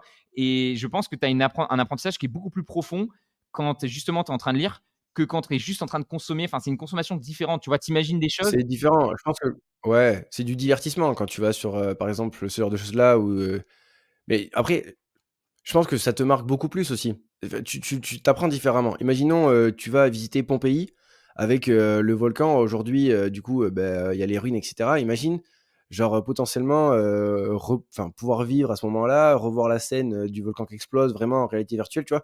Peut-être que ça t'impacte plus, tu retiens plus Ouais. et tu apprends différemment. Je pense que ça c'est pour différents sujets dans le sens où, peut-être que les sujets très profonds où il faut se concentrer, la lecture est peut-être plus adaptée et des sujets où, en fait, c'est plus, je sais pas comment dire, pas des événements, mais des choses à Ouais. retenir ou et pas divertissantes parce que c'est pas Beh, forcément ça peut te divertissant donner Pompéi, envie mais, aussi. Tu vois? Ça peut-être que ça peut être ouais, un voilà, truc ou aussi, d'aller tu plus vois? loin ensuite, Genre, tu as vu, une le porte film, d'entrée. sur les 3 mousquetaires. Je suis sûr que depuis que le film sur les 3 mousquetaires, il est sorti, c'est du divertissement, mais tu revois la période et peut-être qu'il y a des gens qui disent qu'ils sont allés ouvrir un bouquin d'histoire pour revoir qu'est-ce qui s'est passé à cette période, Ouais, les histoires avec le roi et ou tout. imagi Donc je crois qu'il faut aussi de la vulgarisation, tu vois, sur certains concepts pour donner envie aux gens, d'ouvrir les livres, qui sont un peu plus techniques, c'est ça. voilà et d'aller creuser tout ça et moi, un truc qui me fait vraiment la différence, j'ai l'impression dans la lecture, c'est justement quand je crée. Parce que le problème en effet, comme tu dis, de consommer, consommer, consommer, moi j'ai remarqué, je sais pas si ça te fait ça, moi je sais que quand j'ai des journées d'avion, tu sais, je me fais plein de vidéos de YouTube et de podcasts et genre au bout d'un moment, je sature. Genre j'ai trop, tu sais, j'ai Ouais, moi trop j'ai arrêté de faire ça. et en fait, je me Tu dis sais qu'il y a quelque temps, ouais, tu limites la genre consommation? ouais, même je fais plus trop. Genre, je regarde des trucs qui ont rien à voir, genre, dans l'avion parce qu'avant je me programmais tout le temps des podcasts et des trucs à écouter sur, une certaine durée et tout et en fait, je me rends compte que, genre, je sais pas, soit le contexte du voyage, va pas avec, Ouais, l'apprentissage, soit, en fait, je suis fatigué, enfin, ça rentre pas, tu ouais. vois? Genre, des podcasts que j'apprécie regarder tranquille dans mon canapé, ne passent pas du tout quand je suis dans l'avion. Quand je suis rentré à l'île Maurice, j'ai pas écouté 1 minute de vidéo, 1 minute de podcast, j'ai joué au Monopoly, sur le truc et j'ai regardé un film et j'ai Mais dormi c'est une bonne et mais en c'était vrai, très bien, tu vois? c'est une bonne stratégie et je pense qu'il faut savoir, il faut se rendre compte quand, justement tu en fais trop et tout d'un coup ça Ouais, rentre plus et faut faire gaffe à l'overdose, hein. moi voilà, je me suis rendu compte en fait, enfin moi c'est pas forcément que je vais complètement arrêter, mais je me dis, bah, je télécharge un podcast et peut-être, 2 vidéos YouTube que j'ai envie de voir, tu vois? Et c'est tout et je m'en mets pas plus parce que ton cerveau, il a une limite par jour. Je sais que voilà, je peux écouter un podcast, 2 vidéos YouTube et après, il faut, le pratiquer, faut créer aussi des choses parce que si tu es que Ouais, dans la consommation et je crois que c'est le problème, on aura fait une boucle complète, de la retraite, c'est que si tu fais que regarder la télé et que tu vois, la télé, elle a beau être divertissante, elle a beau te montrer plein de choses, te faire voyager et tout, si tu es pas toi-même acteur de certaines choses, si tu crées pas toi-même de tes mains quelque chose, même si c'est informatique et tout, tu vois, de noter tu vois? Je pense que c'est là où tu te sens, tu vois, tu te sens un peu inutile. Donc ouais, rester acteur en fait, de sa vie, consommer, pour, s'inspirer et ensuite agir pour apporter aussi sa propre pierre à l'édifice, quoi. donc en gros, en maître mot de cette fin de podcast, vous sortez de ce podcast et vous allez, agir, vous allez, analyser une action, vous allez, analyser votre budget, vous allez analyser, je sais pas quoi, mais faites un truc Ouais, passer à et l'action, bah, c'est un bon c'est conseil, pas mal comme mot. 1er décembre. Faites votre bilan. Faites votre bilan Ouais, financier de, patrimoine, revenus, dépenses. Il me semble que dans le starter pack, non, excuse-moi, je dis le starter pack, maintenant j'ai trop l'habitude. ouais, Il me ça va semble être, que dans le ce pack, changement. tu m'as montré quelques screenshots où tu demandes aux gens littéralement de, je trouvais ça fort, d'uploader un fichier pour prouver Ouais, qu'ils ont bien fait ouais, je suis l'exercice. sur une, ouais, de ouf. Je suis sur une nouvelle plateforme où l'objectif, ça va être vraiment d'accompagner les gens et de les suivre. Parce que c'est ce que j'ai remarqué, c'est que la formation théorique, de toute façon, tu l'as remarqué également, mais les formations théoriques sont suivies en partie. Et moi, ça me frustre de ouf que les gens me donnent de l'argent pour ne pas avoir les résultats que j'ai envie qu'ils aient, tu vois. Donc là, l'objectif avec cette nouvelle plateforme, c'est que je peux demander des sortes de preuves, tu vois, par exemple, que ton fichier il est bien rempli et que tu n'es pas passé au module 2 sans avoir fait le travail que je t'avais demandé. Et ça, c'est très cool parce que ça va me permettre d'avoir vraiment un suivi des personnes et d'avancer avec eux et ouais, donc là, je suis en train de bosser sur tout ça, c'est très cool et normalement, courant janvier, le starter pack va disparaître. La formation débutante, par laquelle j'ai commencé, qui aura fait 1 an et je passe sur le gros, gros programme, d'accompagnement, et je pense à terme, tu vois, je suis en train de réfléchir de plus en plus, mais à terme, c'est pas de suite, mais j'aimerais bien, potentiellement faire intervenir des experts pour en faire un programme patrimonial parce que c'est aussi ce qui me correspond, je pense, et ce qui nous différencie. Et tu vois, sur des thématiques où je suis pas forcément expert, mais qui sont aussi très intéressantes en fonction des situations des gens. On avait déjà discuté sur le podcast. Mais ouais, je suis assez excité là. Il me tarde d'arrêter la kiné, il me tarde de me focus à fond dedans et de voir ce que ça donne, mais ça va être cool. Ouais, j'ai hâte que tu montes tout ça et ouais, je pense que de toute façon, on n'est pas, moi, de plus en plus aussi, je suis dans cette, réflexion de me dire, voilà, il y a forcément après tu as besoin d'aide, même si aujourd'hui tu peux faire pas mal de choses avec l'intelligence artificielle et tu peux te former sur plein de domaines. D'ailleurs, c'est toujours bien d'en comprendre un minimum justement avant de déléguer, tu vois? C'est bien de comprendre un minimum la fiscalité avant de déléguer un Ouais, fiscaliste parce qu'au moins tu sais s'il est en train de te mettre une douille ou pas. C'est pareil avec, un serrurier ou n'importe quel métier, c'est bien de comprendre avec quand tout, même un hein. peu le minimum. Mais oui, je pense aussi faire intervenir, tu vois, des spécialistes parce qu'il y a des questions en effet très, très techniques, sur la fiscalité française, c'est très compliqué, ça évolue tout le temps. Donc après, il faut Ouais, aussi des experts. Je pense que chacun doit être expert un peu dans son domaine et tu peux pas en effet, être expert partout. Donc ouais, super important de compléter son approche aussi, même si tu peux te former et t'intéresser à exactement. tout, heu, travailler, bosser avec des experts qui apportent aussi, une pierre à l'édifice, je trouve ça. Bah, là, tu vois, par rapport à la fiscalité, j'ai un mec qui, du coup, optimise pas mal, la fiscalité des entreprises, ce genre de choses et qui justement, beh, en fait, il kiffe tout ce qui est fiscalité, optimisation et tout.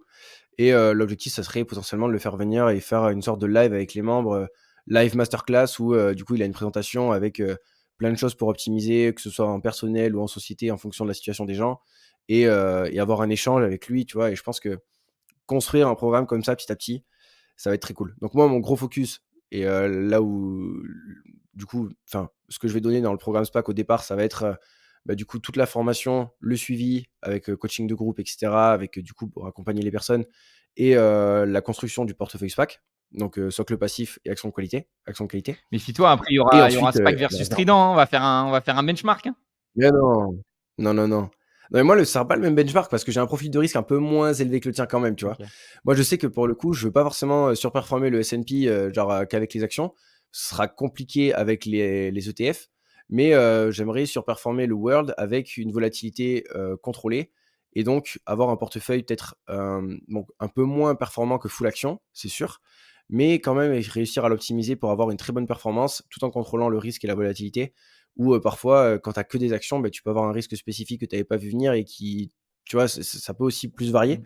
Et je sais que ça correspond plus à mon profil de risque et potentiellement à un profil de risque aussi de certaines personnes donc ouais, non, ça va pas être, versus Trident, c'est pas le Je but. pense que de toute façon, C'est pas le but. c'est ça. C'est-à-dire qu'en fait, on compare beaucoup au S&P 500, notamment parce que nous, on se fait beaucoup attaquer aussi sur, dès que tu parles de stock picking, en fait, il y a des mecs qui disent, «Bah, ça sert à rien». Mais en soi, tu l'as très bien souligné, c'est une question de profil de risque et d'objectifs personnels et en fait, je me souviens, Mmh. je sais plus, ils avaient posé une question à des retraités, tu vois? Je sais plus, qui avaient investi en bourse et il leur avait dit: «Mais alors, est-ce que vous avez battu le marché?» Et qu'ils avaient dit: «Mais qu'est-ce qu'on s'en fout?» Enfin, tu vois? Ça genre, Ouais, de ouf. j'ai atteint mon objectif de retraite, je suis à la retraite, j'ai eu suffisamment d'argent, tu vois? Bon, bah, du coup, voilà, Mais c'est parce que ça et donc je crois que c'est beaucoup, faut créer la après se stratégie comparer bien sûr au et il faut trouver le se bon comparer benchmark, au S&P à ouais, de ouf, parce que se comparer au S&P 500, c'est aussi se comparer avec, le haut du panier des indices boursiers, hein. C'est l'indice qui est, le plus performant quasiment depuis, une très longue durée, alors qu'au final, moi, en investissant sur des ETF, je vais sur des zones géographiques où c'est pas le S&P 500, c'est différent. Donc c'est complètement stupide de me comparer au S&P 500. Et même au World, en soi, ça serait plus large que ça. Mais moi, je me compare le portefeuille global, je le compare au ACWI qui a à la fois les marchés développés et à la fois les marchés émergents. Et tu vois, là, je suis à 11,60 de rendement annualisé contre 8,71. Donc j'ai presque 3% de plus, avec une volatilité moins élevée, donc 25% de volatilité contre 31. Et au final, c'est ça mon benchmark à moi, tu vois. Je me dis, je suis très diversifié, j'ai un risque qui est vachement contrôlé, tu vois. J'ai une chute du portefeuille qui est de 14%, alors que sur le S&P, c'est 17 et quelques. Enfin, moi, ça me va bien, tu vois, pas forcément aller chercher le max de performance et le max de risque. Non, mais Même si, en sélectionnant les actions de qualité, tu limites déjà énormément ton risque. Mais voilà, c'est non, mais c'est bien, on ma sent petite que strat. tu le kiffes ce portfolio performance et c'est chouette, de te voir aussi, Ouais, ça permet de tout traquer. de traquer et d'avoir un résultat concret, sur tout ça. Chers investisseurs, on est parti un peu loin, je pense, du coup, 1 heure et quart, on a fait un Ouais, bon épisode. bon épisode. On n'a pas parlé que de Charlie Munger, mais on espère quand même que, vous avez retenu quand même Ça a été le fil rouge. notions intéressantes par rapport à lui. Donc, le learning machine, devenir une learning machine, l'importance d'aller chercher de la quality et invert, always invert. N'hésitez pas à nous dire en commentaire, vous, ce qui vous a marqué peut-être dans Charlie Munger, si vous avez écouté déjà parfois certains de ses discours. Il a tendance à être très brut et il a aussi cette capacité, tu sais, il disait souvent dans les assemblées générales de Berkshire Hathaway, il disait I have nothing to add. Tu vois, des fois, quand il avait rien à dire, il disait rien. Et quand il avait à dire quelque chose, par contre, il le disait et il allait droit au but et sans. C'est vrai que Ouais, Warren Buffett, ce que certains lui reprochent, c'est d'être un peu tu vois, il veut pas se faire d'ennemis, donc il serpente. il est très, tu vois, il va utiliser un peu des tournures de phrases. Il va pas directement alors Ouais, il voilà, pour il fait le serpent, quoi. ouais, mais je comprends aussi, c'est-à-dire que c'est bête enfin, quand tu veux trop être honnête, moi j'ai compris ça, c'est que l'honnêteté c'est bien, mais des fois quand tu es trop honnête, tu peux te mettre à dos des gens bêtement parce que tu vois? Donc tout dépend, et là-dessus, c'était intéressant de voir que les 2 étaient un peu différents. Charlie Munger était très, très cash et Buffett était plus, justement, plus poli, essayer de satisfaire tout le monde parce qu'aussi il avait une image publique plus importante et je pense que, Ouais. c'est le cas quand tu es un youtubeur, Ouais, ils avaient le bon équilibre, les 2 avaient le bon ouais, équilibre, ouais et entre eux, quoi. ça dépend de la position que tu as. Tu vois? Je pensais aux youtubeurs, il y a pas longtemps, là, j'ai écouté des interviews de Mister V et cetera. Je pense que c'est très compliqué quand tu as une audience, très large comme ça, que tu as un quart de la France qui t'écoute, de toutes les générations, de tous les bords politiques. Tu peux pas dire grand chose. Enfin, tu dois vachement rester, Non, faut faire gaffe, hein. et je crois que c'est une chance Ouais, aussi qu'on a nous, tu vois, de pouvoir un peu plus, dire ce qu'on pense sans forcément justement, avoir à passer par 4 chemins parce qu'on sait que vous qui nous écoutez, ben, vous êtes à peu près d'accord avec, dans l'ensemble avec nos valeurs et c'est vrai que ça doit pas être facile de faire de la politique parce que justement tous les politiciens sont, comme tu dis des je serpents leur laisse, hein. parce que tu peux Ah ouais. pas en fait, si tu es trop cash, bah, il y a des gens qui vont pas kiffer, quoi. Tu imagines, tu passes ta vie à réfléchir ce que tu vas dire à ce que tu Ouais, vas dire. C'est ça doit être enfin, fatigant, ça doit être l'expression tourner, 7 fois sa langue dans sa bouche, elle est très valable pour eux et enfin, moi, je leur laisse, hein. Clairement, c'est pas un monde qui m'attire du tout. non, c'est sûr, c'est sûr. Après, là où ils ont raison quand même, c'est moi je le vois, je sais que mon père était très comme ça. Des fois, mon père, je lui disais: «Tu es trop cash», tu vois? Tu sors des trucs. La dernière fois, il a dit à mes grands-parents, ah ouais, tu sais, ils sont en fin de vie, il leur a dit: «C'est la dernière ligne droite». Tu vois? Je lui dis: «Bah, c'est vrai, mais est-ce que tu as besoin de le dire aussi cash Ouais, comme ça au tu vois, entre le fromage et le c'est dessert?» sûr que, Tu ouais, vois? parfois, faut prendre des pincettes. Voilà, je pense qu'on a tous quand même, et les gens qui ont pas les pincettes d'ailleurs, tu le vois tout de suite, les gens socialement, tu sais, qui te sortent des trucs et tu fais, tu vois, ça peut être Ouais, aussi très ouais, intense et accroche-toi, un ouais. peu gênant, tu vois? Donc Ouais, de ouf. bon, c'est un équilibre encore à trouver dans tout ça, quoi. C'est un autre sujet. Bon, allez, sur ce, on se retrouve, la semaine Ouais, prochaine, semaine parce prochaine, qu'on va on va essayer de essayer reprendre le de rythme. reprendre un rythme un peu plus où vous postez les podcasts, directement après avoir tourné parce que là, typiquement, on aime bien rebondir un peu sur une actualité, la mort de Charlie Munger. Je sais pas Ouais. si Le Monde en a Mais parlé, on a un tu bon vois? sujet pour la semaine prochaine. Hein? Je sais pas. On a un bon sujet pour la semaine prochaine aussi, ça va être cool. Ouais, on a commencé à travailler un peu le sujet, donc on va essayer d'être, un peu plus régulier, de vous sortir un peu en fonction des actualités qui arrivent, et on continue d'écouter évidemment vos retours, évidemment en commentaire. Je te disais ça par rapport au Monde parce que je me dis que quand, Buffett va mourir, je pense par contre ça fera vraiment la une des journaux. Charlie Munger, c'était un peu son homme de Ouais, l'ombre, donc les gens dans le milieu d'investissement savent à quel point il était important pour Buffett, à quel l'impact il a eu, mais je pense pas que Mais les ouais, grands la médias, majorité des gens ne savent pas qui c'est, hein. surtout français, vont en parler, tu vois? Donc c'était quand même Mes parents connaissent Warren Buffett alors qu'ils y connaissent rien à voilà. l'investissement et ils connaissent pas Charlie Munger, Non, hein. non. Donc c'était cool, de quand même pouvoir lui rendre un petit hommage, avec ce podcast De ouf. et quel exemple, moi j'espère vivre aussi jusqu'à 100 ans, et parler de bourse, jusqu'à la fin de mes jours, ça serait chouette Bah, de continuer j'espère, hein, d'investir dans ça des serait boîtes, cool. et avoir, Ouais, si on bah, faut peut que avoir j'apprenne l'anglais pour lire son livre. une historique de performance comme lui,